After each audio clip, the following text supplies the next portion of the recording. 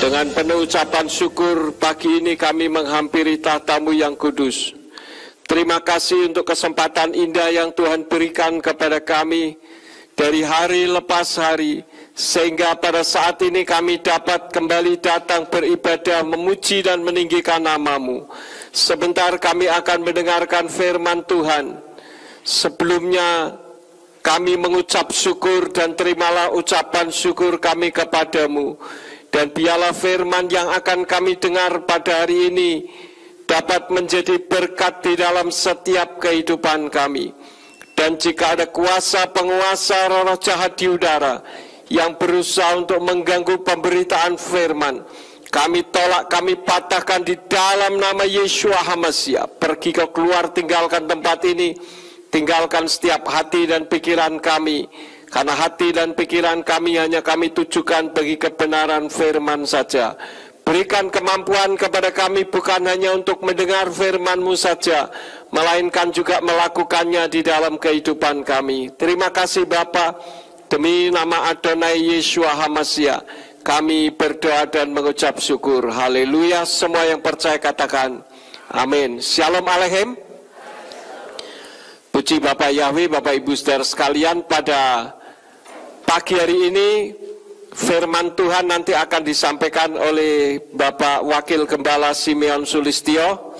Tetapi sebelumnya kita akan ada penyerahan anak, yaitu dari Bapak Silas Alfian Lahu dan Ibu Ayu Setiawati, yang akan menyerahkan anaknya yang bernama Gianita Alinka Lahu, yang dilahirkan di Semarang tanggal 28 Juni tahun 2022 pada pukul 19.38. Untuk itu saya mengundang Bapak Silas Alfian Lahu dan Ibu Ayu Setiawati untuk maju ke depan.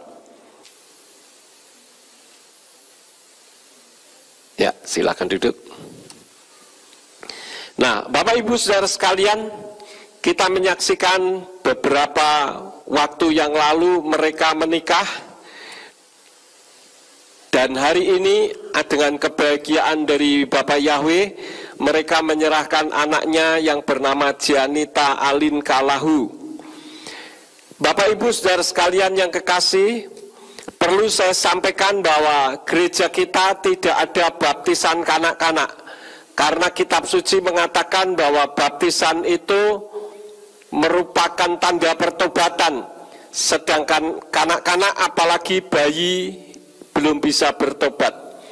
Dan saya ingatkan kepada kita semua, khususnya untuk Bapak Silas Alfian Lahu dan Ibu Ayu Setiawati, anak yang Tuhan karuniakan yaitu Gianita Alinka Lahu bukanlah milik kalian, tetapi milik dari Bapa Yahweh yang dititipkan kepada kalian. Oleh karena itulah kita menyadari kitab suci begitu concern atau perhatian terhadap anak-anak. Di dalam kitab Ulangan pasal 6 ayat 5 sampai yang ke-7 dikatakan, kasihilah Yahweh Elohimmu dengan segenap hatimu dan dengan segenap jiwamu dan dengan segenap kekuatanmu. Dan perintah-perintah yang aku perintahkan kepadamu hari ini, camkanlah di dalam hatimu. Haruslah engkau menanamkannya kepada kanak-kanakmu dan membicarakannya ketika engkau duduk di rumah, ketika engkau sedang berjalan di jalan, ketika engkau berbaring, dan ketika engkau bangun. Jadi Bapak Ibu saudara sekalian, kitab suci mengajarkan kepada kita bahwa anak itu bukan milik kita, tetapi milik Bapa Yahweh yang dititipkan kepada kita. Oleh karena itu ayatnya tadi mengajarkan supaya kita perhatian terhadap anak-anak kita. Di sana dikatakan untuk mengajarkan dan menanamkan firman, membicarakannya ketika duduk di rumah, ketika sedang berjalan di jalan, ketika sedang berbaring, dan ketika bangun. Artinya setiap saat kita ajar anak-anak kita, karena kalau kita tidak mengajar anak-anak kita sejak kini atau sejak bayi, Sekali waktu kelak saudara akan menyesal karena saudara melihat anak-anak saudara jadi liar. Oleh karena itulah maka kanak-kanak hanya titipan saja. Dan itu disadari oleh Hana. Karena itu ketika Hana tidak punya anak, dia bernazar. Dan ketika punya anak, anaknya diserahkannya kepada Bapa Yahweh.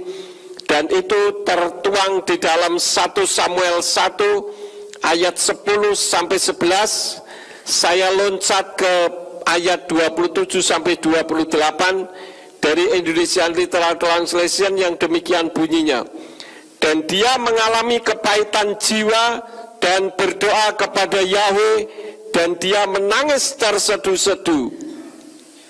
Dan dia mengucapkan sebuah nazar dan berkata, "Ya Yahweh Zebaot, jika engkau benar-benar akan memperhatikan penderitaan hambamu ini, dan mau mengingat aku dan tidak melupakan hambamu ini, dan mau memberikan kepada hambamu seorang anak laki-laki, maka aku akan memberikan dia kepada Yahweh seumur hidupnya, dan pisau cukur tidak akan menyentuh kepalanya."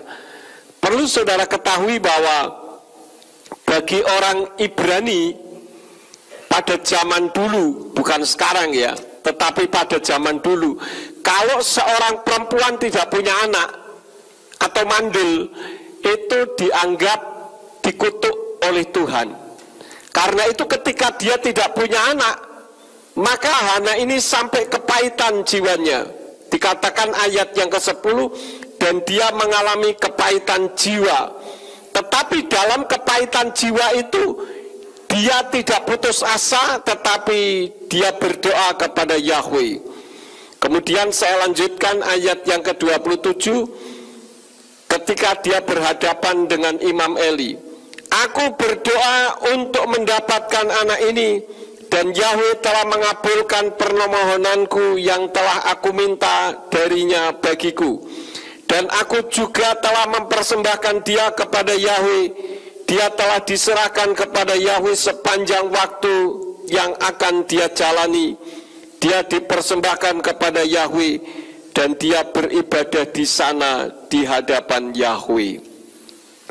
Jadi anak yang dihasilkan ini, Hana menyadari ini adalah berkat hadiah dari Bapa Yahweh.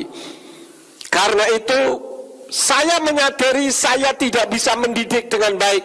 Karena itu saya titipkan anak saya ke Imam Eli, diserahkan kepada Bapa Yahweh. Terserah mau dididik model seperti apa. Walaupun kita melihat kenyataan Imam Eli lupa mendidik Samuel, tetapi pada akhirnya dengan teguran dari Tuhan, Samuel langsung mendapatkan didikan dari Bapa Yahweh.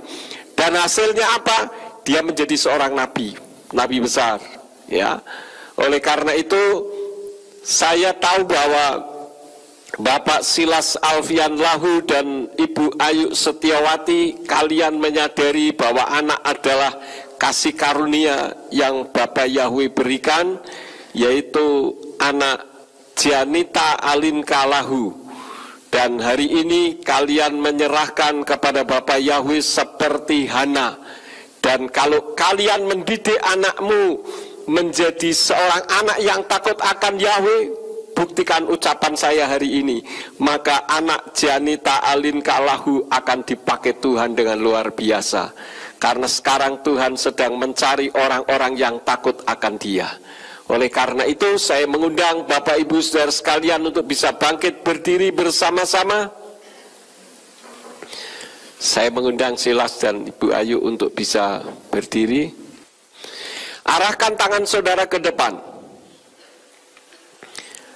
Bapa Sorgawi, kami mengucap syukur untuk anak Janita Alinka Lahu yang hari ini ada di bawah gendongan kedua orang tuanya. Kami memberkati anak ini sebagai wakil Tuhan di dalam nama Bapa Yahweh, dalam nama Yeshua HaMashiach dan Ruach HaKodes. Saya serahkan anak Janita Alinka Lahu ini ke dalam tangan Bapa Yahweh.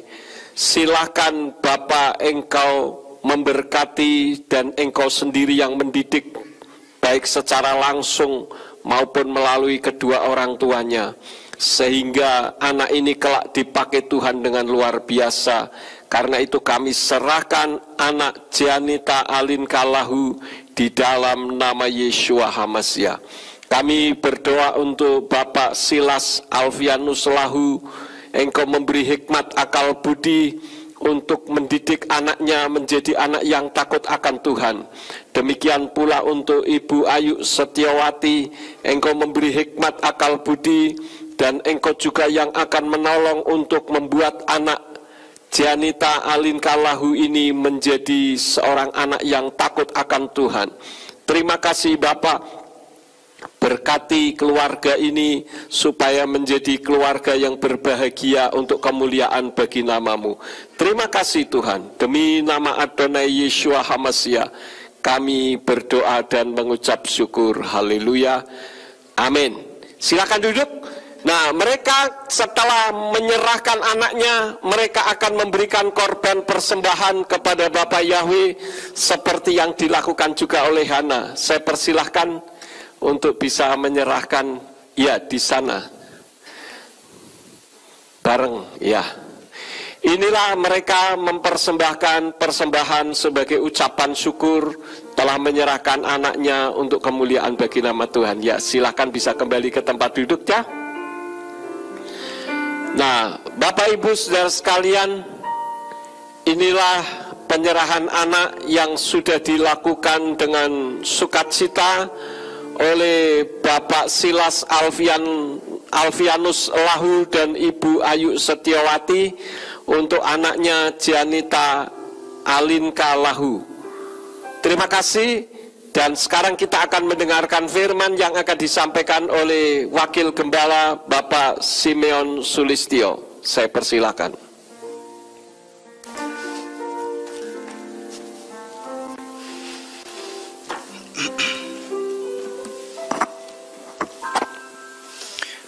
Shalom Bapak Ibu Saudara, kita akan dengarkan firman Tuhan, tapi sebelumnya kita mari bangkit berdiri sekali lagi, kita serukan Shema Yisrael, Yahweh Elohinu, Yahweh Echad. Haleluya. Shema Yisrael, Yahweh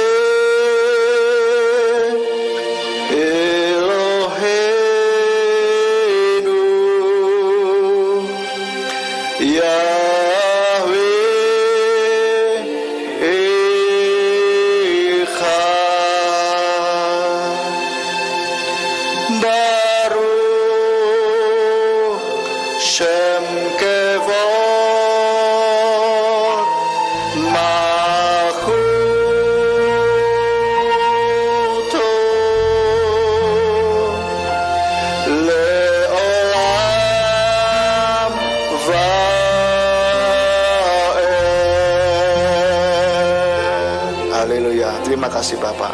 Haleluya. Amin. Silakan duduk Bapak Ibu Saudara. Sekali lagi Shalom. Apa kabar? Haleluya. Luar biasa. Yes. Wow. Oke Bapak Ibu Saudara, pada pagi hari ini firman saya beri judul Update Iman. Ya, seperti yang kita ketahui Bapak Ibu Saudara, kita semua punya HP Bapak Ibu Saudara ya. HP ini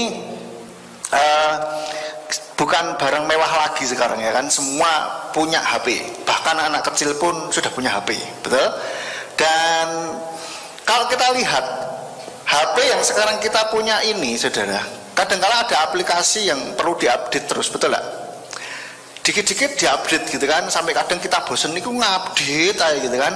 Nah, yang saya pikir update itu baik juga gitu, ada baiknya juga, sehingga kita bisa aplikasi yang kita punya ini bisa bekerja dengan lebih baik dan lebih baik lagi, seperti itu ya.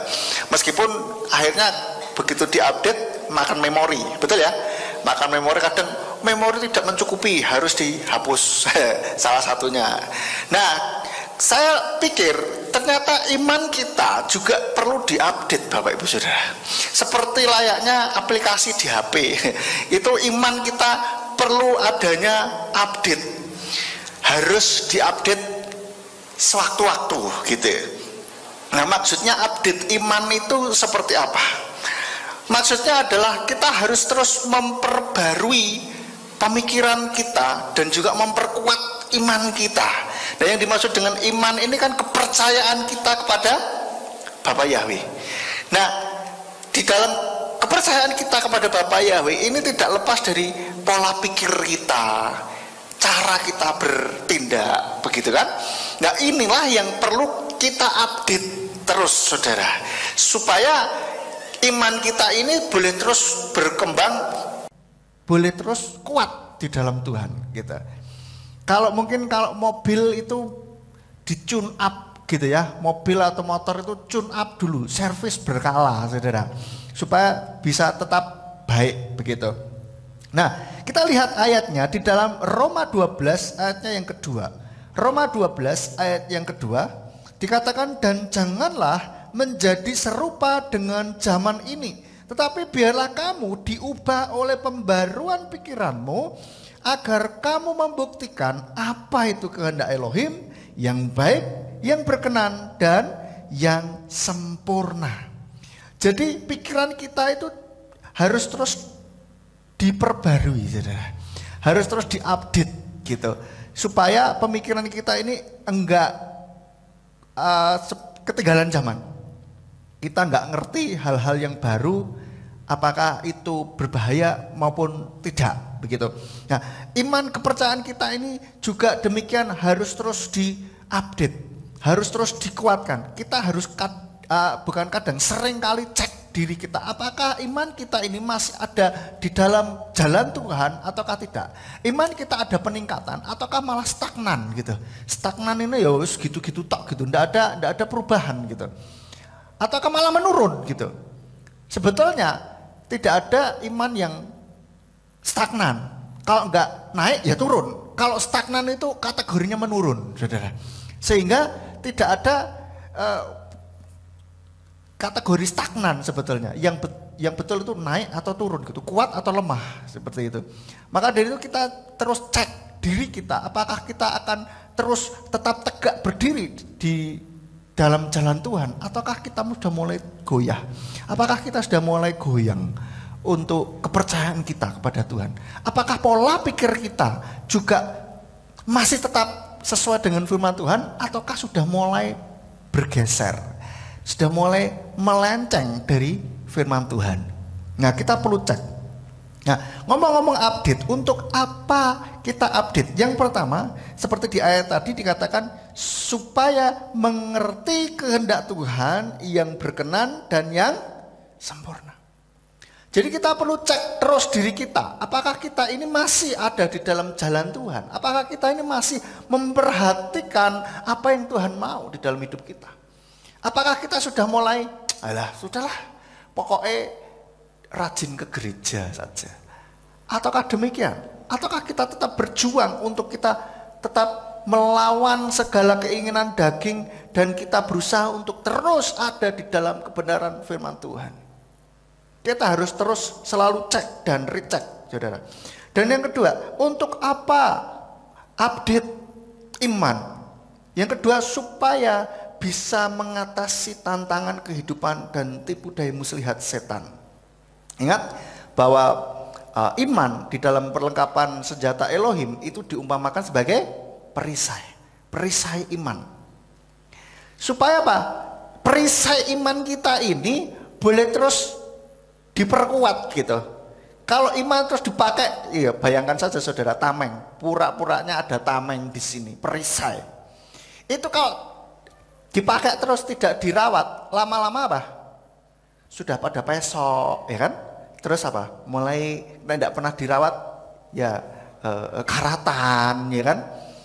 Dan lain sebagainya. Maka dari itulah kalau iman ini diumpamakan sebagai perisai, maka kita harus juga terus cek update perisai kita ini. Nah kalau di komputer itu ada namanya antivirus. Antivirus itu gambarkan selalu seringkali dengan perisai juga gitu. Nah ini untuk menangkal segala tipu muslihat kuasa gelap, saudara. Kalau iman kita nggak kuat, maka kita akan bisa berpikir, waduh, iya ya Tuhan itu ada enggak ya? Tuhan itu sayang enggak ya sama aku ya? Tuhan itu bener nggak sih gitu? Apakah Bapak Yahweh ini bener atau tidak? Begitu. Nah, sama seperti beberapa waktu lalu saya sempat iseng di Instagram, ada yang lagi ngetren di anak-anak muda itu kirim pesan tanpa nama, saudara.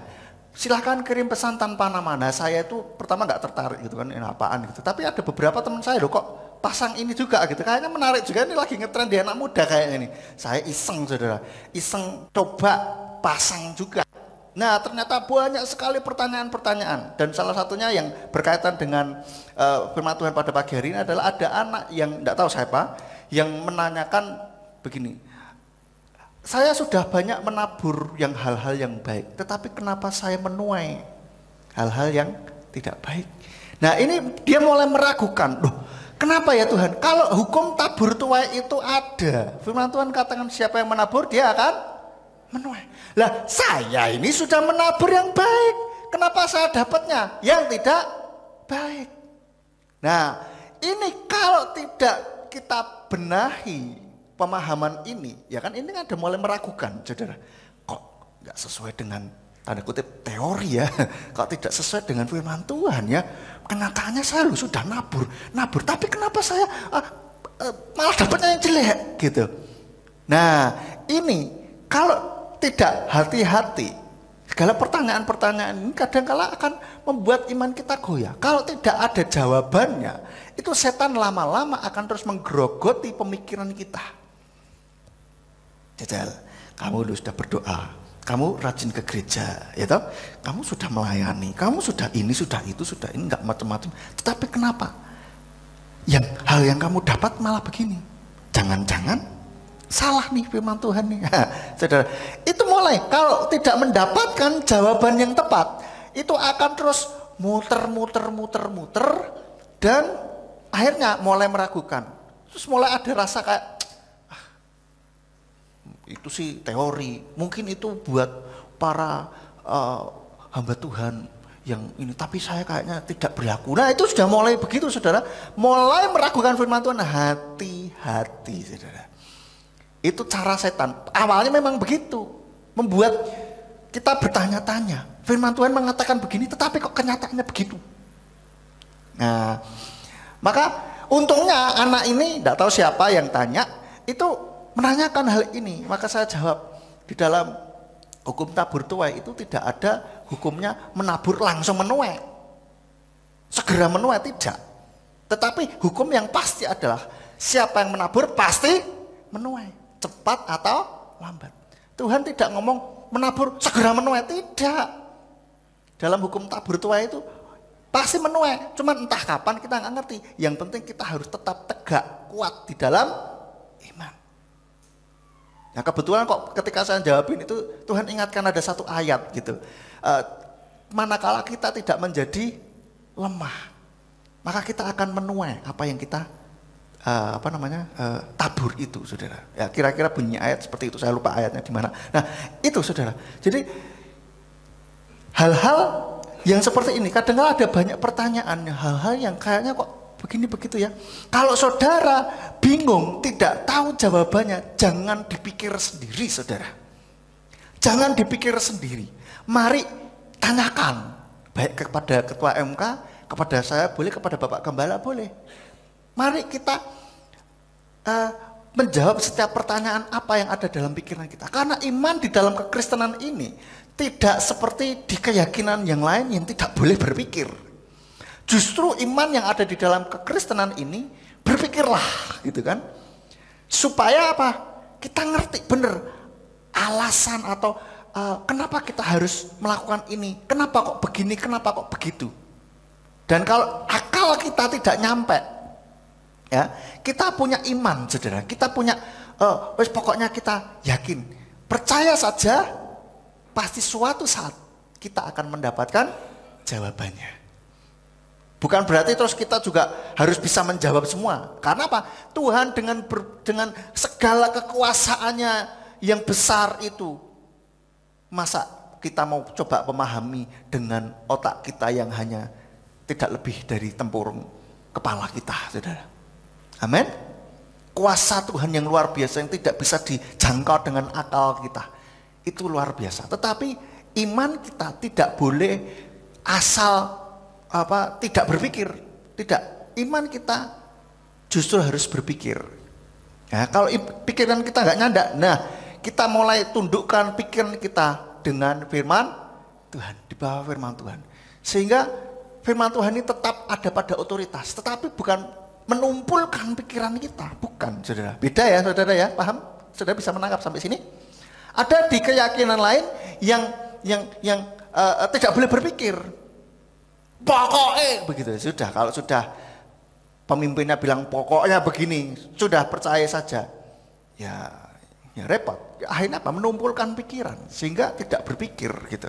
Nah, lain halnya dengan iman kita. Iman kita ini, ayo kita berpikir. Bahkan di dalam di teologi itu ada yang namanya kritik teks. Itu ada hal-hal yang memang mengkritik untuk diri sendiri, kenapa begini, kenapa begitu, seperti itu. Jadi Bapak Ibu Saudara, untuk apa kita update supaya kita bisa mengatasi tantangan kehidupan dan segala tipu muslihat kuasa gelap. Saudara. Sehingga mari kalau ada pertanyaan kita bisa tanyakan, jangan dipendam sendiri. Nanti kalau dipendam sendiri lama-lama ya bingung-bingung dewe, ya kan? Terus akhirnya tidak mendapatkan jawaban. Pertanyaan tentang iman yang tidak mendapatkan jawaban yang baik, maka akan mudah digoyang, saudara. Akan mudah digoyang. Sehingga kita akan suatu saat akan berpikir, iya ya, kok begini ya? Jangan-jangan selama ini salah nih, kan seperti itu. Inilah yang bahayanya seperti itu, saudara. Nah, kita lihat akibat kalau iman kita ini tidak diupdate, saudara. Akibatnya apa? Yang pertama, kita bayangkan seperti software atau aplikasi di HP. Kalau tidak diupdate, apa? Anak-anak muda harusnya tahu nih, apa? Hah? Lemot, ngehang, atau ngebug. Ada apa? Ada bugnya, ada apa namanya kalau bahasanya Indonesia itu semacam virus tapi bukan virus. Apa ya? Hal yang tidak berfungsi sebagaimana mestinya gitu. Nah, bisa bikin lemot, bisa bikin ngehang, sebagainya, itu ngebug, saudara. Jadi ada apa namanya bugnya, apa sih bahasa Indonesianya? Kuman, masa kuman? Apa sih? Ya itulah, ya itulah. Jadi kalau saudara update itu kan kadang saudara pernah baca nggak? Apa sih yang diupdate gitu kan? Di Play Store itu coba dilihat, what's new, bugs fix, ya kan? Some bugs fix gitu. Jadi artinya apa? Ada bugs yang selama ini mengganggu ini dibenarkan gitu. Nah, kalau iman tidak diupdate, saya pikir-pikir iman juga bisa ngebug, saudara. Kita bisa ngebug. Nah, kita lihat di dalam Roma 7 ayatnya yang ke-15. Kita lihat dalam Roma 7 ayat 15. Di sini katakan, sebab apa yang aku kerjakan tidaklah aku ketahui, karena bukan apa yang aku ingini aku perbuat, tetapi apa yang aku benci aku lakukan. Inilah ngebug, saudara. Tidak berfungsi sebagaimana mestinya ini menurut saya, saudara. Jadi kalau ngebug itu loh, itu dipencet ini kok keluarnya itu gitu kan. Nah, iman kita ini, aku tidak mau melakukan itu, kenapa aku lakukan? Aku melakukan yang aku benci gitu. Firman Tuhan katakan ini apa namanya di suratnya Paulus ini. Karena apa? Imannya tidak terupdate, saudara. Tidak di-maintain dengan baik begitu. Pokoknya wis asal ke gereja lah, tidak benar-benar mempelajari firman Tuhan. Jadi akhirnya ngebug, saudara. Loh, kenapa ya? Aku tuh sebetulnya tidak mau marah-marah loh. Kenapa kemarin itu saya marah? Waktu itu saya mau menahan diri untuk tidak berbohong. Tapi kenapa saya berbohong ya? Nah, inilah saudara. Kita sudah tahu itu salah. Kenapa kita lakukan gitu? Kita tidak kuasa untuk menahan diri untuk tidak melakukan hal itu. Ini ibaratnya ngebug, saudara. Jadi Kalau orang yang tetap yang ada dalam ikatan dosa, itu ikatannya terus tetap ada di situ. Tetap jatuh bangun di dalam dosa terus. Ikatan-ikatan apa yang membelenggu itu masih terus terikat. Jadi belum lepas. Tidak bisa atau belum bisa adanya sebuah perubahan ke arah yang positif. Kenapa? Selalu saja kalah, selalu saja. Oke, misalkan saya sudah menyadari, loh kenapa saya marah-marah ya? Ah, nggak boleh. Oke, mulai sekarang saya akan lebih sabar lagi. Nah, oke, sudah berjanji. Oke, kayaknya oke, saudara. Begitu kena lagi, jebret, langsung, langsung marah lagi, saudara. Nah, itu terus menyesal lagi, gitu kan? Nah, lalu mungkin ada ikatan apa? Ikatan pornografi. Oke, habis itu saya tidak mau ngomong, minta ampun Tuhan, ampun. Sudah, oke. Sudah. Habis itu suatu saat jatuh lagi, saudara. Yang suka ngapusinan juga gitu. Suka bohong. Oke, saya nggak mau bohong. Harus jujur. Tapi kadang-kala karena orang sudah terbiasa berbohong, maka jawabannya itu kayak mengalir gitu saja. Loh kok ngapusi mana yo? Waduh. Nah, seperti ini, saudara. Ngebang. Jadi apa yang kita tidak mau lakukan malah dilakukan terus gitu. Karena apa? Kita tidak pernah cek diri kita. Kita tidak pernah update iman kita. Bahkan iman kita bisa akan menurun kalau kita tidak diupdate. Nah, kalau ada ikatan-ikatan, kita coba berusaha untuk lepaskan. Lalu yang kedua, kalau iman tidak diupdate, itu akan, kalau software itu ketinggalan zaman. Nah, iman pun bisa ketinggalan zaman, saudara. Zaman sekarang ini, ya Tuhan Yesus sudah sangat singkat sekali akan datang. Itu sudah enggak zamannya, orang itu mudah tersinggung, saudara. Imannya mudah mutung, itu enggak zaman, saudara. Atau masih mementingkan dengan atribut-atribut. Kalau tidak pakai kipa, itu enggak ada hadirat Tuhan, guys. Masa Tuhan dibatasi dengan atribut? Kan tidak. Kalau tidak pakai bahasa Ibrani itu tidak afdol atau tidak apa. Nah, saudara, itu mementingkan kulit luar. Yang tidak Ibrani itu salah, sesat. Wah, repot, saudara. Kalau tidak ibadah harus sabat, selain sabat sesat, salah. Waduh, sudah nggak zaman lah begitu-begitu. Loh, memang Tuhan memerintahkan untuk kita beribadah pada hari Sabat. Tetapi ibadah hari Minggu boleh tidak? Boleh. Siapa yang larang? Nggak ada larangan. Jangan ibadah selain hari Sabat. Ayo coba tunjukkan ayatnya kalau ada. Mungkin saya kelewat baca. Nggak ada, saudara. Jadi kita jangan lagi terkungkung dalam pola pikir hanya kulit luar saja, atribut saja, atau mungkin pokoknya kita beragama. Loh, saudara, beragama kalau tidak ada value, nilai yang diimani, percuma. Hanya cuma KTP saja, benar? Terus pokoknya saya di gereja ini, saya dapat sesuatu maupun tidak, entah iman saya bertumbuh atau tidak, pokoknya hidup matiku di sini. Sejak kakek nenek saya gerejanya itu di sini. Itu mementingkan masih kulit luar saja. Atau mungkin kita datang ke gereja, oke, pokoknya datang saja. Sing penting absen. Itu masih mementingkan kulit luar. Daripada nanti ditanyai Pak Yakub di WA, kok tidak datang? Kenapa? Daripada dibesuk nanti sama ketua MK, sungkanlah, datang saja.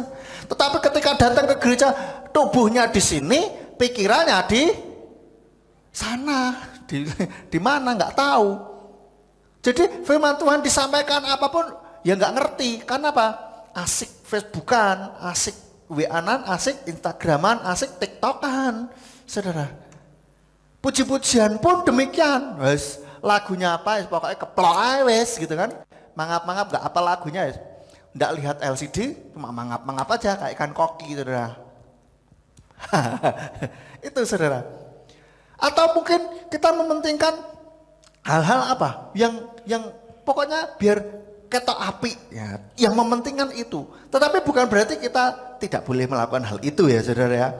Boleh kita lakukan. Kita misalkan mau pakai atribut silahkan, tetapi jangan terus nyalah-nyalahkan, kan begitu. Silahkan kalau kita ke gereja ya harus yang rajin, bukan berarti terus aneh gitu. Yang penting hati toh mas. Nggak usah datang ke gereja, pokoknya kan hati di sini. Ya enggak juga gitu. Antara hati dengan tindakan kan juga harus sinkron, harus sama, begitu. Nah orang yang belum kenal nama Bapak Yahweh kan begitu. Pokoknya kan ada mujizat, kan diberkati, walaupun enggak pakai nama Yahweh. Lah ini sudah kulit luar saja, mementingkan kulit luar saja, gitu loh. Makanya kita di sini tidak pakai yang model harus pakai atribut macam-macam dan kayak ke-Yahudi-Yahudian begitu loh, tidak. Karena kita mementingkan esensinya apa gitu. Kalau mau pakai gitu sesekali oke. Kita juga tidak menyalahkan orang yang pakai itu. Kita enggak mengolok-olok mereka yang pakai atribut-atribut seperti itu. Kan begitu. Jadi yang penting kita juga lakukan esensinya itu apa. Dalam kita beribadah esensinya itu apa. Kita cari Tuhan.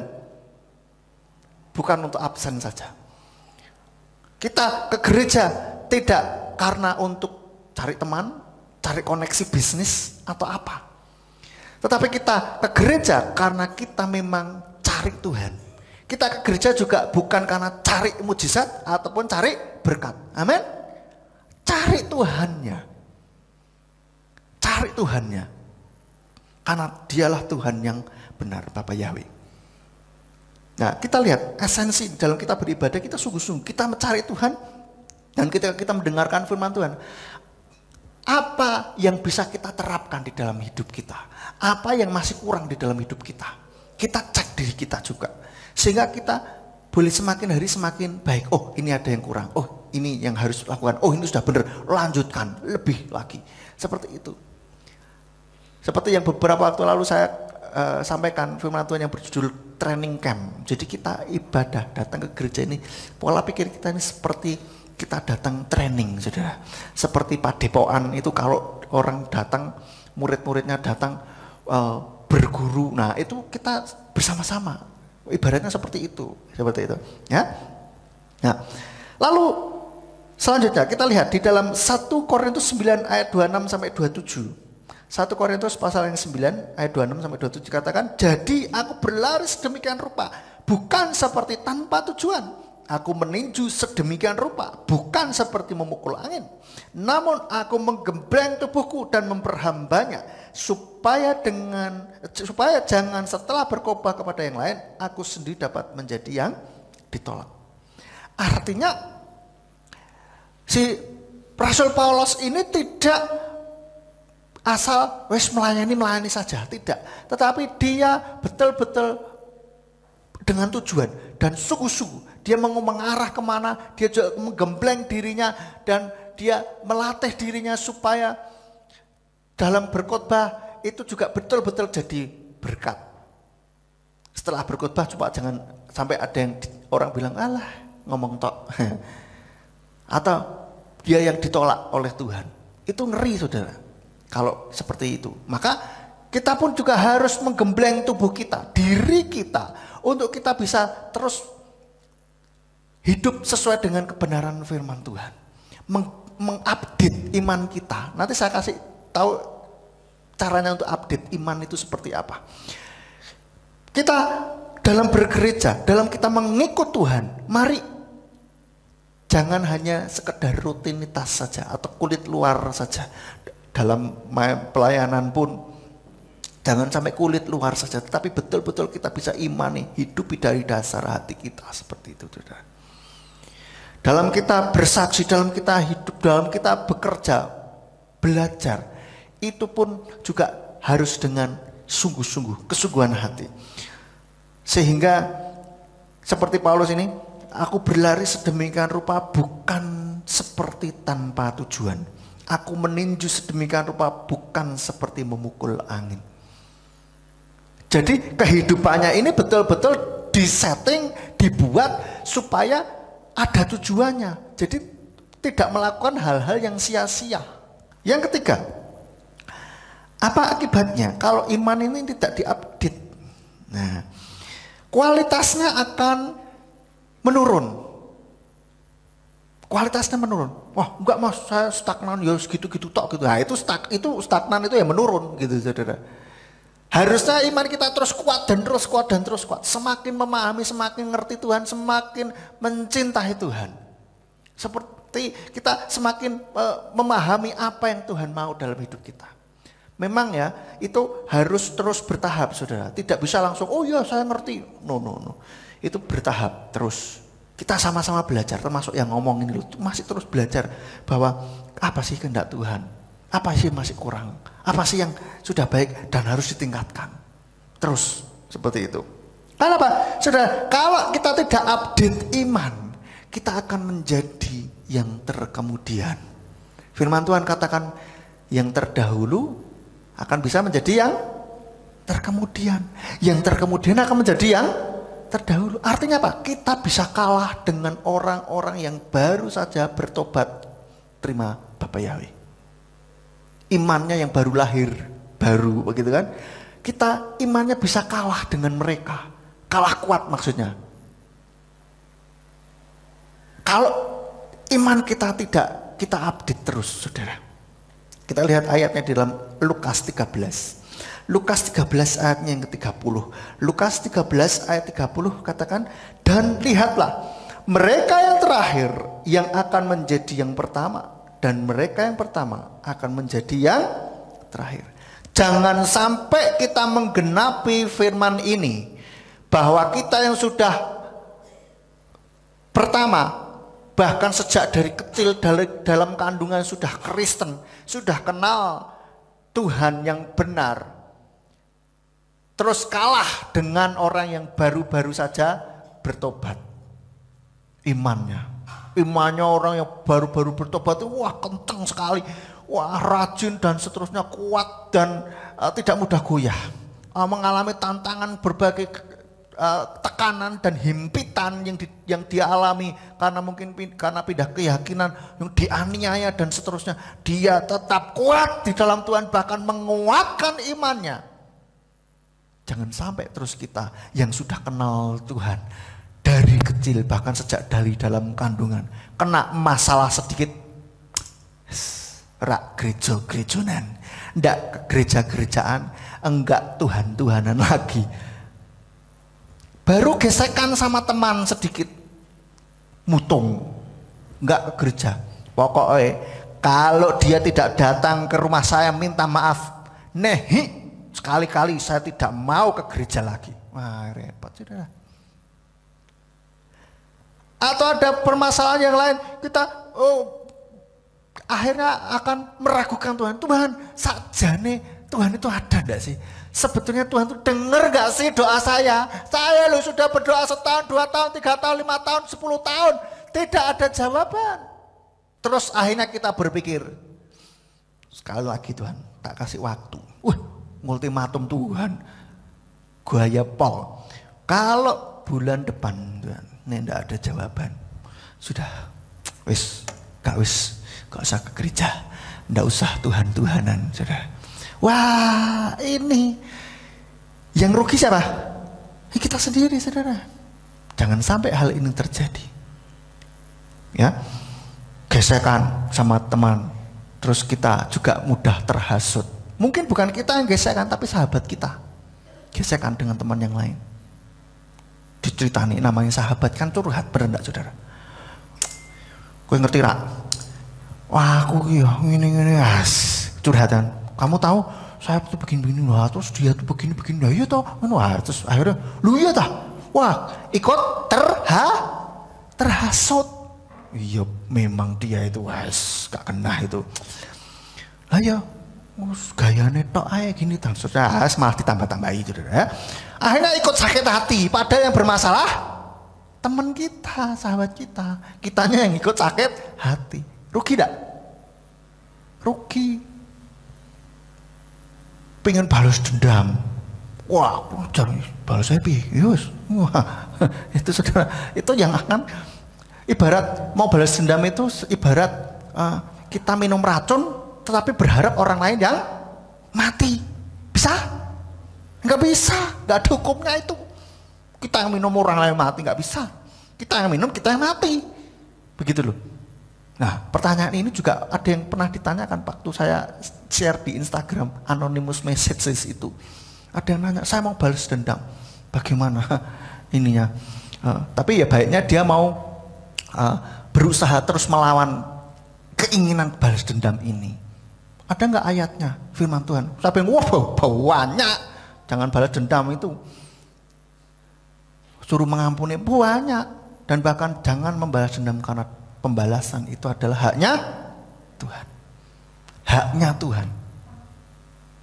Nah lagi. Itu tadi kalau yang senggolan atau yang berselisih atau yang salah paham itu sahabat kita.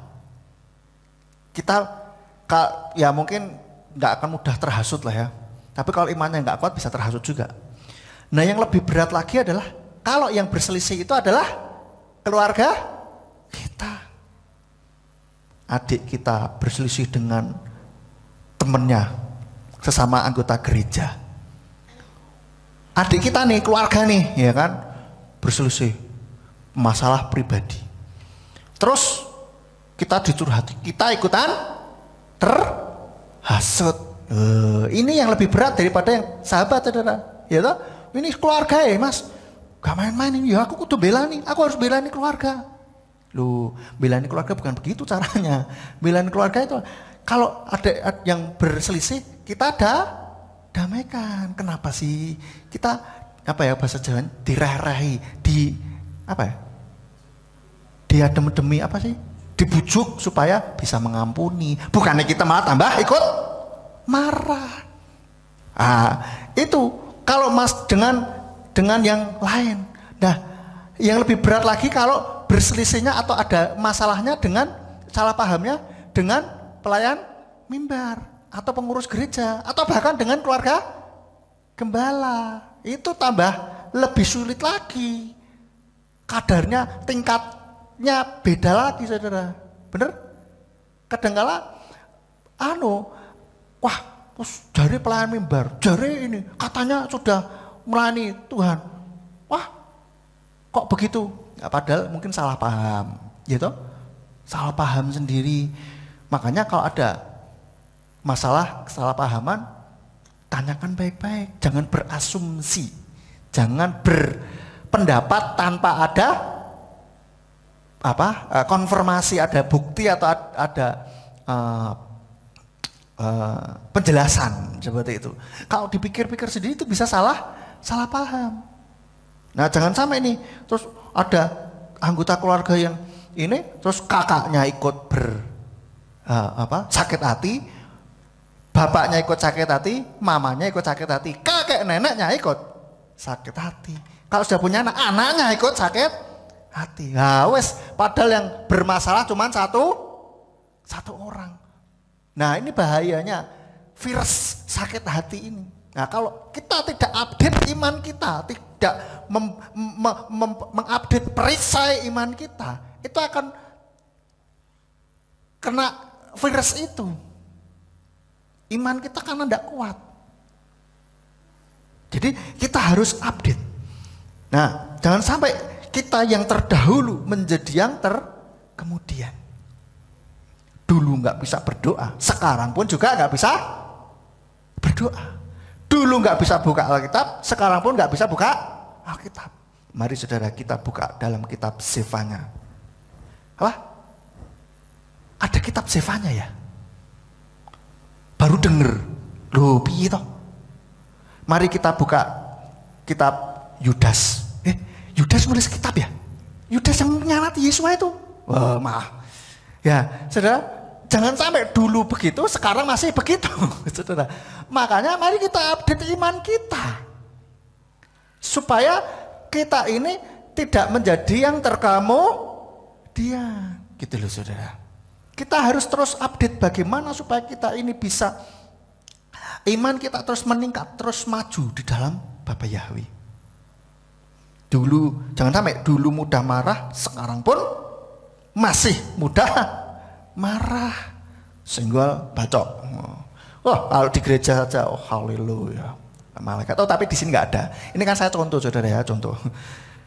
Di gereja saja, ini buat yang di YouTube mungkin ya. Kalau di sini kan nggak ada, sepertinya. Mudah-mudahan benar nggak ada. Kalau masih ada ya bertobat ya, saudara. Wah, di gereja nggak apa-apa, haleluya. Wah, kayak malaikat gitu. Tapi di luaran sana, waduh, update statusnya, kalimatnya. Kebun binatang keluar semuanya, tingkah lakunya ya kayak gitu. Nah, terus apa? Mudah marah, bos gak kenanan dan seterusnya dan seterusnya. Jangan sampai kita hal ini kita lakukan, saudara. Nah, terus gimana? Ya kita update iman kita. Gimana caranya? Kita akan sampai ke sana, saudara. Jangan sampai kita juga beribadah hanya karena rutinitas saja. Ya, tidak ada kehidupan roh di sana. Tidak ada Roh Kudus yang melawat kita. Jadi ya udahlah, pokoknya ke gereja, ndak update gitu. Jadi akhirnya apa? Ketinggalan zaman, iman kita bisa menurun begitu. Lalu yang keempat, akibatnya apa? Akibatnya iman yang tidak diupdate yaitu diombang-ambingkan oleh pengajaran dan situasi kehidupan. Jadi ada pengajaran yang lain yang kita tidak dengar, yang selama ini kita yang bertentangan dengan selama ini kita yakini. Misalkan, oh enggak apa-apa, Tuhan itu mau dipanggil dengan nama apa saja. Ini yang contoh gampang banget ya, saudara ya. Itu akan, jangan sampai kita terus bingung. Iya ya, nah, buktinya nah, dulu loh nama Yahweh juga dipakai sebagai nama dewa. Ya enggak apa-apa itu. Wah, ini sudah, terus kita bingung. Iya ya, terus oh gitu ya, jadi tidak masalah. Balik maneh, saudara. Ada berapa banyak teman saya yang dulunya sudah kenal nama Bapa tidak sebut Allah. Terus ada permasalahan, entah mungkin dapat pengertian dari mana, balik lagi. Saya pikir lulu kok pakai Allah lagi sih? Gimana ini? Gitu. Nah, diombang-ambingkan oleh pengajaran. Atau apalagi kalau orang itu bilang begini, saya lu sudah berdoa sama Tuhan dan Tuhan itu bilang nggak masalah itu. Wah, kita pikir, wah ini orang dekat dengan Tuhan loh, ini tanya langsung sama Tuhan loh, ini punya akses loh. Masih untung nggak kayak di Facebook dulu. Facebook itu saya pernah lihat di ini ada, halo surga, ya Bapak, saya ini sedang ini ada orang tuh, loh, surga kok di nomor telepon. Dan orang herannya tuh kok ya percaya gitu loh. Heran saya. Ini loh, kalau iman tidak diupdate nggak mikir, saudara. Mana ada surga punya nomor telepon? Terus bisa nganu HP. Nah ada sini saya tak minta nomornya. Ini nak bisa ngobrol terus tuh, ya dengan Tuhan ya kan? Ini nak. Terus percaya. Ya ini kan anu. Nah ini untuk anak-anak muda juga. Biasanya nih, ya entah cewek entah cowok, pokoknya yang merasa diri rohani kadang-kadang bisa saja memanfaatkan seperti ini. Seneng sama orang, terus bilang gini, kamu tahu nggak? Aku udah berdoa dan ternyata kamu itu jodoh saya, kata Tuhan. Katanya. Saya sudah berdoa, Tuhan bilang kamu jodoh saya. Piye? Kalau iman kita nggak diupdate, iman kita nggak kuat. Oh gitu ya, ya wis, pacaran. Terus minggu depan kita nikah ya, minggu depan cepet banget, bulan depan kita nikah ya. Ya, kenapa sudah diindoktrinasi bahwa kata Tuhan dia jodohnya. Berat, saudara, berat. Dulu zaman saya kuliah marak yang seperti itu, saudara. Zaman saya kok kuliah SMA, maksud saya SMA. Gak gitu banyak. Wah, orangnya ya namanya anak muda, darah muda, saudara. Wah, menggebu-gebu. Terus wah Tuhan, sudah senang nih sama orang. Oh Tuhan, apakah dia jodohku Tuhan? Terus, oh kalau dia nanti datang Tuhan, berarti dia jodohku. Wah, terus beneran datang. Padahal cuma kebetulan, ya kan? Cuma dia pas lagi mau apa gitu. Atau mungkin pas persekutuan lah memang biasanya dia datang kok. Kalau dia datang Tuhan, berarti dia jodohku Tuhan. Yes, itu ngepas-pas ke. Ya toh? Terus akhirnya bilang, nembak ya kan. Aku sudah berdoa, kata Tuhan kamu jodohku. Mau aja. Kalau enggak, aduh. Saya pernah dibegitukan, saya tidak melakukan itu, saya enggak. Tapi saya pernah dibegitukan, ada orang cece senang sama saya, saudara. Lebih tua dari saya beberapa tahun. Senang sama saya ternyata, diam-diam, saya nggak ngerti. Terus ada temennya lain, inbox saya, Facebook, bilang gini, kok Sim, saya nek lihat Kosim kok inget Cece ya, kayaknya Kosim cocok sama si Cece itu, katanya. Oh ya? Iya, dan saya pernah cerita sama Cece itu, dan Cece itu bilang, ini konfirmasi dari Tuhan. Loh, kok sabar dulu, jangan buru-buru perkuso. Sabar dulu, saya ketawa aja, saya kok nggak dapat konfirmasi dari Tuhan ya. Tapi saya ngelirik saja tidak, tahu dia suka sama saya tidak, saudara. Artinya saya tidak membuat orang itu masuk hitungan untuk saya pergumulkan gitu.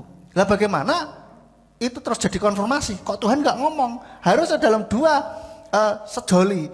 Kalau Tuhan mau mempersatukan, itu Tuhan harus ngomong dua-duanya langsung kepada dua orang ini, tidak perantara, saudara. Karena apa? Ibarat kalau mau mempersatukan kan bilang, kamu nanti sama itu ya.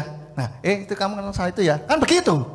Logikanya begitu, nggak bisa kamu sama itu ya. Terus ya wes, terus tahu-tahu kamu ngomong sendiri, tidak bisa begitu dong, karena ini akan hidup bersama seumur hidup. Ya kan? Tuhan tidak begitu. Yang saya tahu Tuhan tidak begitu caranya dalam mempersatukan orang, saudara. Nah, bagaimana caranya? Nah, nanti kita akan adakan talk show LSD, Love, Sex, and Dating. Nah, berkaitan dengan baik itu pacaran, kekudusan dalam pacaran, dan mungkin pernikahan. Kalau ada yang mau ikut, mau tanya, boleh. Nah, ini untuk anak-anak muda, yang tua-tua, yang ini boleh ikut. Apa? Untuk membekali anak cucu, ponakan dan seterusnya. Mau ikut silahkan, saudara ya. Nah, nanti ada pengumumannya. Bapak Ibu Saudara, seperti itu. Iman kita harus diupdate. Jangan sampai seperti itu. Adakah korbannya? Banyak. Zaman saya sekolah SMA, saudara, banyak. Habis itu kuatannya sudah jatuh cinta, sudah pacaran nih. Putus. Kenapa? Katanya dari Tuhan. Loh, siapa yang bilang dari Tuhan? Dia. Ya, bukan Tuhan yang bilang, kamu yang dia saja yang bilang. Itu ya, sekali lagi update lah iman. Iman kita harus dengan berpikir. Jangan mau dibohongi, saudara. Amin. Jangan mau dibohongi. Apalagi orang-orang yang ngaku-ngaku dekat dengan Tuhan. Saya pernah dengar itu orang, sudah naik turun surga. Almarhum kayaknya orangnya ya. Udah naik turun surga. Kalau khotbah, ceritanya sudah bercandaan sama Tuhan. Tapi kalau khotbah, Tuhan itu nggak punya nama. Siapa? Yahweh. Itulah orang Israel nyebutnya. Lah kamu orang Israel apa bukan? Ya, Tuhan itu tidak punya nama. Loh, pito. Kok tidak sesuai dengan apa yang sudah tertulis. Nah, akhirnya orang yang manggut-manggut, iya. Saya pernah tuh diskusi sama teman saya gitu. Nama Bapak itu siapa? Ya Bapak. Bapak itu siapa? Ya Bapak. Piye? Tak buka no ayatnya, saudara. Ini ya, Yesaya 42 ayat 8. Aku ini Tuhan, itulah namaku. Tuhan itu berarti namanya di sini Tuhan. Nah, kita lihat kamusnya. Ternyata Tuhan itu salinan dari nama Tuhan Israel, yaitu Yahweh. Sudah tak buka cetak tak suruh baca sendiri, tak tunjuk Alkitabnya bukan dari Alkitab saya, Alkitabnya dia. Tak buka Terus apa ya? Dia bilang, yo mbuh ya on yo. Lu kok mbuh ki piye? Sudah baca belum? Heran saya sampean. Kenapa? Ya dia menganut pendeta itu yang sudah naik turun surga itu, bilang Tuhan tidak punya nama. Lah lebih percaya orang daripada percaya firman Tuhan. Kan aneh, saudara. Lah lagi diambil ombang-ambingan oleh angin pengajaran. Nah, bisa juga diombang-ambingan oleh situasi dan kondisi kehidupan. Ya, dipikirnya ketika percaya kepada Tuhan, Bapak Yahweh, maka kehidupannya mulus tanpa ada masalah, tanpa ada hal-hal yang menyerang dia. Dipikirnya sudah pekerjaan lancar, rumah tangga baik-baik saja, dan anak-anak baik-baik, dan seterusnya. Dipikirnya hidup tanpa hambatan seperti di jalan tol gitu. Lalu begitu kena masalah, kenapa hal ini terjadi? Kenapa hal itu terjadi? Kenapa begini? Kenapa begitu? Kenapa begini? Kenapa begitu? Kenapa saya sudah cinta Tuhan? Kenapa saya malah dianiaya sama keluarga saya? Saya terima Bapak ya, kenapa saya malah dianiaya? Malah dibegini bla bla bla bla bla. Ditekan dan seterusnya. Terus akhirnya kita bingung. Waduh, nek gini sudahlah. Enggak usah Bapak Yahwean. Nah, ini kalau iman kita tidak diupdate akan bisa seperti itu. Terhimpit oleh berbagai masalah kehidupan. Seperti perumpamaan yang penabur itu. Benih itu tertanam di semak duri. Kekhawatiran dan himpitan itu menghimpit imannya sehingga akhirnya mati. Jangan sampai hal ini terjadi. Tetapi biarlah kita kuatkan iman kita. Terus pertanyaannya, piye carane? Bagaimana caranya kita mengupdate software iman kita? Kalau itu dikatakan software ya, kalau seperti HP. Bagaimana kita bisa mengupdate iman kita? Yang pertama, sebagaimana kalau kita mau update aplikasi itu harus connect internet. Kita pun juga harus connect internet, saudara.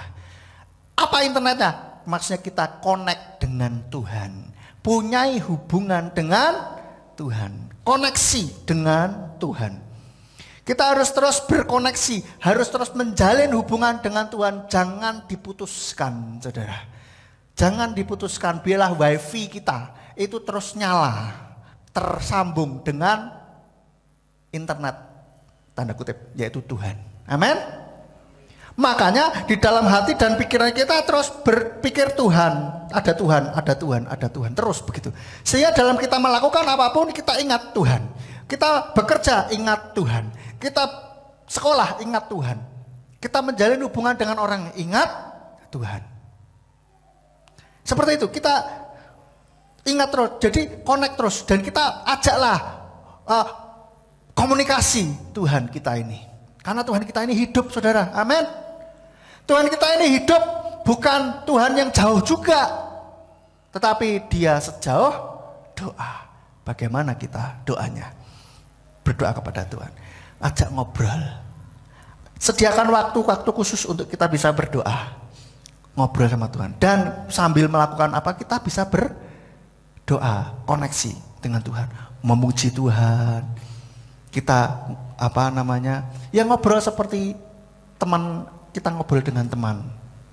Kita terus, itu namanya koneksi dengan Tuhan. Ya, yang penting jalin hubungan dengan Tuhan. Menjalin hubungan dengan Tuhan ini tidak hanya ngobrol komunikasi saja, tetapi menjagai perilaku kita ini sesuai dengan firman Tuhan. Lalu yang kedua, izinkan untuk diupdate. Sama seperti di HP, itu kan ada pertanyaan dulu. Mau diupdate? Nanti saja, update sekarang. Benar? Nah, itu harus kita izinkan untuk update. Artinya apa? Izinkan Roh Kudus untuk berbicara kepada kita. Buka hati dan buka telinga kita lebar-lebar. Maka ketika kita mendengarkan firman Tuhan, buka telinga kita, buka hati kita lebar-lebar untuk kita dikuatkan, ditegur bahkan oleh firman Tuhan. Jadi ketika dalam kehidupan sehari-hari kita pun juga menyediakan diri kita untuk Tuhan terus berbicara kepada kita. Karena Tuhan bisa berbicara melalui orang lain, Tuhan bisa berbicara melalui situasi kita yang kita hadapi. Tuhan juga bisa berbicara mengenai mungkin pas kita dengar radio Surya Kebenaran dan lain sebagainya. Maka dari itu buka telinga, buka hati lebar-lebar akan firman Tuhan. Saat ada dapat teguran, jangan terus marah. Kurang ajar ini. Masih mau niki dengar kabar dari siapa ini? Kok ngerti? Contohnya kok ya pas. Iki mesti nek ora kae. Nek ndak itu ceng ngomong. Wah, terus berpikir negatif. Oh, atau ndak begini. Wah, masih ini mesti dipas-pasin. Contohnya. Terus nyinggung saya tuh. Yo nyindiriku. Aduh, saudara, jangan terus begitu. Percayalah, saya ketika kami siapapun yang khotbah di sini, baik Bapak Gembala maupun siapapun yang khotbah di sini, itu tidak ada pesan sponsor. Kami berusaha hilangkan apa yang terjadi di dalam gereja kita ini. kalau ada masalah pribadi loh ya, tapi kalau ada isu yang cukup global gitu istilahnya, ya itu yang digerakkan Tuhan untuk bicarakan tentang ini, ya ngomong gitu loh saudara. Jadi firman Tuhan ini tidak kami gunakan untuk nembaki 1 orang, 2 orang begitu. Enggak, rugi. Kenapa? Sudah mikirnya angel, berdoa, bergumul, cuman untuk nembak 1-2 orang. Lah yang lain nanti tidak mendapatkan, kasihan. Ya toh? Maka kami berusaha untuk netral dan mau Tuhan itu apa? Tuhan mau ngomong apa? Begitu. Kita usahakan seperti itu. Jadi ketika firman Tuhan bicara, menegur kita, jangan marah. Justru bersyukurlah karena itu Tuhan sayang sama kita. Masih diingatkan. Di dalam Ibrani 3 ayat 7-8. Ibrani 3 ayat 7-8 dikatakan, oleh karena itu sebagaimana Roh Kudus berkata hari ini, jika kamu mendengar suaranya, janganlah keraskan hatimu seperti dalam pemberontakan. Seperti pada waktu pencobaan di padang gurun. Hari ini saya ingatkan sekali lagi, ketika Roh Kudus menegur, jangan keraskan hati kita. Lalu yang keempat, yang ketiga, bagaimana cara update iman kita? Bacalah kitab suci, saudara. Bacalah kitab suci. Isi pikiran kita dengan firman Tuhan. Banjiri pikiran kita ini dengan firman Tuhan. Jangan dibanjiri dengan gosip, dengan sinetron, dengan hal-hal yang lain yang merusak pemikiran kita. Kakek sinetron itu nanti akhirnya kakek curiga, saudara. Wah, jangan-jangan nanti gosip, wah kakek gosip, saudara. Wah, senang nih gosok, makin sip. Wah, wes gini, oh iya, wow, berita heboh, wah langsung, wah. Ya, itu akhirnya pikiran kita. Atau pikiran kita diisi dengan hal-hal yang negatif, dengan pornografi, dengan kebencian, dengan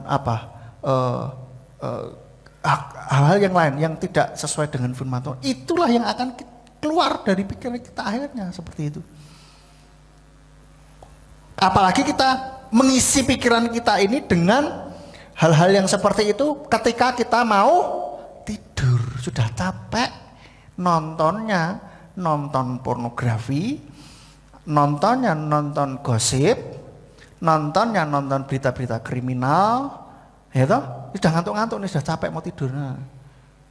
Ya, itu secara psikologi langsung masuk ke dalam pikiran bawah sadar kita, dan pikiran bawah sadar ini yang menggerakkan kita, yang tanpa kita sadari itu mempengaruhi kehidupan kita. Pikiran bawah sadar kita, Mas. Pikiran bawah sadar itu yang kita bisa lakukan dengan otomatis. Contohnya seperti posisi saudara duduk, kenapa saudara posisi duduknya begitu? Ada yang kakinya dibeginikan, ada yang dibeginikan, ada yang begini, ada yang begini, begitu. Saudara mikir? Enggak. Itu otomatis, itu salah satu contoh gampang pikiran bawah sadar. Terus saudara sekarang mau berubah posisi. Nah itu juga karena saudara sudah sadar, oh kenapa saya begini, saya berubah. Ya kan? Cara saudara jalan, cara saudara ngomong, itu pikiran bawah sadar yang mengendalikan. Lalu saudara begitu tersinggung langsung marah, spontan langsung marah, itu pikiran bawah sadar saudara yang menggerakkan.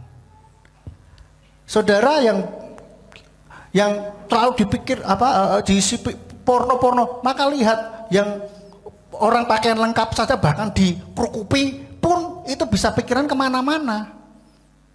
Itu dari pikiran bawah sadar yang menggerakkan pikiran macam-macam. Berpikir negatif itu dari pikiran bawah sadar. Oleh karena itu bacalah kitab suci. Kalau bisa kalau mau tidur itu baca. Sehingga firman Tuhan yang masuk ke dalam pikiran bawah sadar kita. Amin.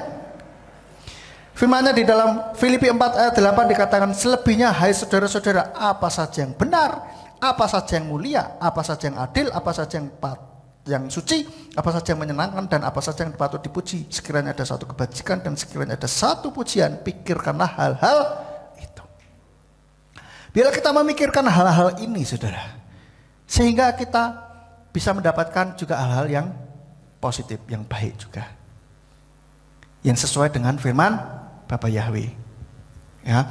Jadi kita isilah pikiran kita dengan firman Tuhan, dengan hal-hal yang benar, yang mulia, yang adil, yang manis, sedap didengar, patut dipuji. Itu saudara. Sehingga ketika masalah datang, ketika ada sesuatu yang ini spontannya yang muncul adalah firman Tuhan. Ketika digoda kuasa kegelapan, yang muncul adalah ayat firman Tuhan. Seperti Yesua ketika dicobai di padang gurun, keluarnya apa? Firman Tuhan, ada tertulis, begitu. Dia nggak debat sama setan, sudah langsung saja ada tertulis, langsung skakmat, sudah. Nah, biarlah kita juga demikian. Ketika ada hal-hal yang ada dalam kehidupan kita yang berusaha menyerang kita, maka kita keluarkan firman Tuhan yang adalah pedang roh itu. Amin. Dan yang terakhir, bagaimana mengupdate iman kita? Kita hidup di dalam roh. Bagaimana hidup dalam roh? Beberapa MK yang beberapa waktu lalu juga sudah sempat disampaikan hidup dalam roh. Saya uraikan sedikit. Hidup dalam roh ini maksudnya melakukan atau praktekkan firman Tuhan, tidak hanya di dalam pikiran saja. Penuhi pikiran kita dengan Tuhan. Tuhan itu hidup di dalam roh. Jadi kita terus berpikir tentang apa yang Tuhan mau, apa yang Tuhan kehendaki. Seperti itu tuh, saudara. Dan yang terakhir kita lihat ayat yang terakhir di dalam Galatia 5 ayat 16 sampai 17. Galatia 5 ayat 16 sampai 17. Katakan, dan aku berkata, hiduplah dalam roh, dan kamu sekali-kali tidak akan memenuhi hasrat kedagingan. Sebab daging berhasrat melawan roh, dan roh melawan daging. Dan hal ini berlawanan satu dengan yang lain. Sehingga apa yang tidak kamu inginkan, itu yang kamu lakukan. Ketika kita masih ada di dalam kedagingan, maka kita terus melakukan hal-hal yang di dalam daging. Apa? Karena pikiran kita diisi dengan yang seperti itu. Diisi dengan hal-hal kedagingan, maka keluarnya ya kedagingan, karena isinya itu. Maka dari itu kita terus isi banjiri firman, pikiran kita dengan firman Tuhan. Ibarat kita mau mengeluarkan kotoran di dalam gelas, tapi caranya kan tidak ada lubang untuk dikeluarkan. Caranya bagaimana? Diglontor air terus sebanyak-banyaknya, nanti lama-lama akan jernih. Betul saudara? Saya pernah buat ilustrasi ini, videonya di mana saya lupa hilang, perlu bikin lagi mungkin. Nah, jadi ketika ada air diisi terus, lama-lama nanti akan jadi bersih. Nah, diisi dengan firman Tuhan. Yang tadinya mungkin pikiran kita kotor, pikiran kita negatif, pikiran kita enggak baik, isi terus saja dengan firman Tuhan, glontor, digrojoki terus, diglontor terus, banjiri dengan firman Tuhan, terus. Dan lebih cepat ketika kita duduk diam di bawah kaki Tuhan, sengaja betul-betul pikiran ini dituang gitu loh, di delete istilahnya, di remove, dihapus dari pikiran kita. Aku tidak mau pikirin yang seperti itu. Terus kita isi firman Tuhan ketika kita mau tidur. Baca firman Tuhan, pikirkan hal-hal yang baik ketika mau tidur, terus. Dan juga perkatakan firman Tuhan, terus. Jadi kalau pas diem, lebih baik pas tidak ada orang, mungkin naik motor sendiri gitu kan, daripada diem, sudah berdoa, mengucap syukur kepada Tuhan, memuji Tuhan, nyanyi, begitu saudara. Itu hidup di dalam roh, kita lakukan apa yang ada, yang sesuai dengan firman Tuhan. Dan ketika kita mengupdate iman kita, maka kita akan bisa mengatasi menghadapi segala tantangan dalam kehidupan, dan kita akan keluar sebagai pemenang. Amin. Dan kita tidak lagi terus diikat oleh kuasa kegelapan, diikat oleh kuasa dosa, tapi kita bisa lepas dari ikatan-ikatan dosa itu. Apapun yang mengikat kita bisa lepaskan itu. Bila perlu, kalau saudara butuh bantuan, bilang kepada kami. Bilang, saya ada ikatan ini, saya mau lepas, saya mau dilepaskan dari ikatan ini. Saya kok terus jatuh terus dalam dosa ikatan ini. Datang kepada kami, rahasia terjamin, jangan khawatir. Doa bersama, tumpang tangan, dan kita hidup di dalam kebenaran firman Tuhan. Sama terus belajar. Kami pun terus berusaha untuk terus tetap ada dalam kebenaran firman Tuhan sampai akhir hayat. Supaya ketika Tuhan datang, Tuhan mendapati bahwa kita semuanya tetap setia. Amin. Amin buat firman Tuhan. Mari kita tundukkan kepala. Pujikan sebuah pujian, Bu Ruah Elohim. Mari kita bangkit berdiri Bapak Ibu Saudara. Bu Ruah Elohim, Umale Nafsi,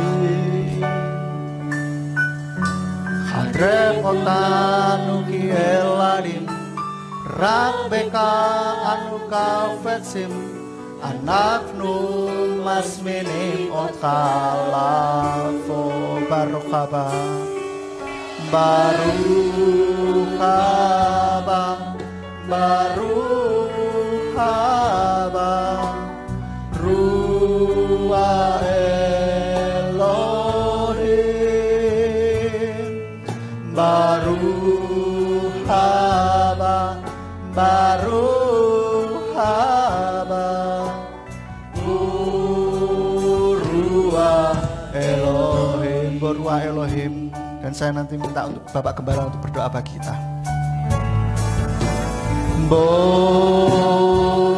Ruah Elohim,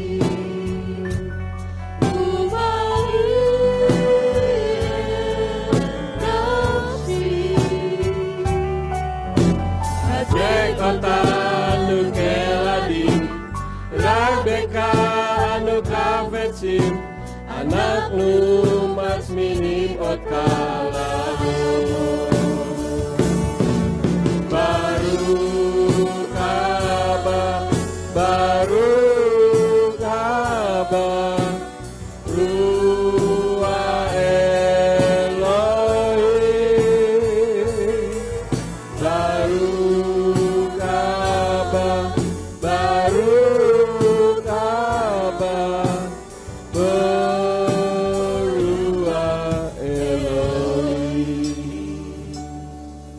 Kami mengucapkan syukur dan terima kasih apabila pada pagi hari ini Engkau kembali berfirman kepada kami agar kami senantiasa mengupdate kerohanian kami, iman kami, supaya hidup kami tetap berkenan di hadapan Tuhan. Berkati hamba-Mu Bapak Simeon Sulistyo yang sudah menyampaikan isi hati-Mu. Berilah hikmat akal budi untuk dapat menyingkapkan rahasia-rahasia kebenaran firman, supaya kami senantiasa dapat memahami kehendak daripada-Mu di dalam kehidupan kami. Terima kasih Bapa, kami mengucap syukur untuk firman yang sudah kami dengar, dan biarlah firman itu bukan sekedar kami mendengarkannya, tetapi juga kami melakukan di dalam kehidupan kami. Terima kasih Bapa. Demi nama Adonai Yeshua HaMashiach, kami sudah berdoa dan mengucap syukur. Haleluya. Amin. Silakan duduk, kita akan mendengar pengumuman multimedia. Silakan. Baik, kita akan akhiri. Kita akan tutup di dalam doa dan setelah itu nanti kita akan mendengar pengumuman dari Pak Sarmujito. Mari kita bangkit berdiri bersama-sama. Bapa Sorgawi, kami mengucap syukur untuk kesempatan indah kami dapat beribadah pada hari ini. Engkau memberkati supaya apa yang kami dengar dapat kami lakukan di dalam kehidupan kami. Kalau sebentar kami akan meninggalkan tempat ini, kirim malaikat Tuhan untuk menjaga melindungi kami, tibakan di rumah masing-masing dengan selamat. Dan apabila sesampainya di rumah ada yang akan melakukan aktivitas dalam kehidupan kami, apa saja yang diusahakan dan dikerjakan yang tidak bertentangan dengan firman-Mu, dibuatnyalah oleh Engkau berhasil, supaya dengan keberhasilan itu dapat digunakan untuk kemuliaan bagi nama-Mu.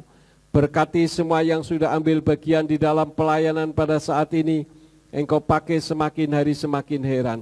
Terima kasih Bapa, sekarang berkatilah kami karena kami siap menerima berkat daripada-Mu. Mari kita angkat kedua belah tangan kita untuk menerima berkat Yahweh. Yefarka Yahweh weyes mereka.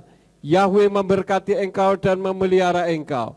Yaer Yahweh pana oleh kawikuneka. Yahweh menyinari engkau dengan wajahnya dan memberi engkau anugerah. Yisa Yahweh pana oleh kawiyashem leka shalom. Yahweh menghadapkan wajahnya kepadamu dan memberi engkau damai sejahtera. Diberkatilah engkau di kota dan diberkatilah engkau di ladang. Diberkatilah buah kandunganmu, hasil bumimu dan hasil ternakmu, yakni anak lembu sapimu dan kandungan kambing dombamu. Diberkatilah bakolmu dan tempat adonanmu. Diberkatilah engkau pada waktu masuk dan diberkatilah engkau pada waktu keluar. Sekarang pulanglah dan terimalah berkat.